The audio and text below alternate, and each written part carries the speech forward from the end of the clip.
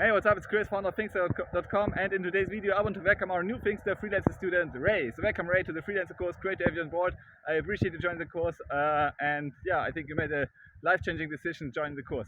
So freelancing is a very exciting trend, obviously, but one of the most important things within freelancing you can do is to position yourself in industries that grow separately from the freelancing industry, right? So freelancing is already growing, but then there are other industries such as blockchain development that grow independently from the freelancing industry. And of course, if you layer those two trends on top of each other, then you get an explosive mix, right? And for you as a freelancer to position yourself in such a niche that is actually ripe for the taking, it is one of the best things you can do as a freelance developer, right? And so what is an example of this, right? So how to position yourself as a freelance developer. So if you actually, Upwork is the biggest freelancing platform, and I will give you a deep introduction of all freelancing platforms in the course.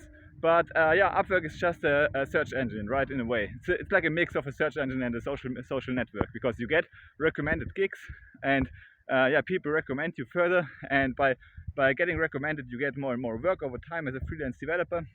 But also people search for things, right? So they search for, say, a blockchain developer or a machine learning engineer, right?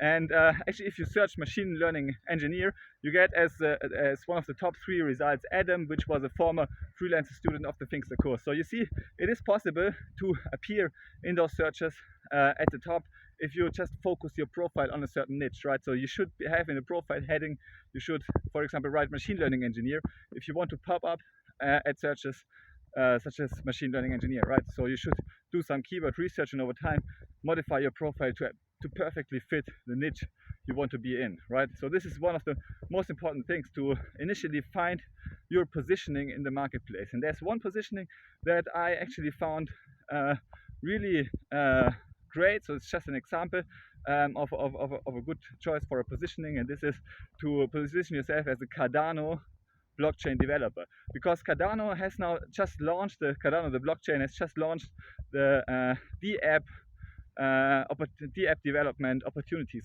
So coders can now start to developing decentralized apps on top of Cardano, which is kind of a brand new niche. It is an industry that already grows like 100% per year, and it is ripe for the taking. There's no other person actually satisfying this keyword. So if you position yourself, as an example, as a Cardano blockchain engineer or blockchain developer, then you will pop up on those searches, and people will just hire you because you are the only person doing it. And by getting hired, you of course gain experience, and you get better and better, and you increase your lead compared to all other people that will join you afterwards, right? So it is also about positioning in the marketplace, and I have a separate course about positioning and finding your niche on the Thinkster Computer Science Academy. Anyway, thanks, Ray, for joining the course, and see you in the course. Bye.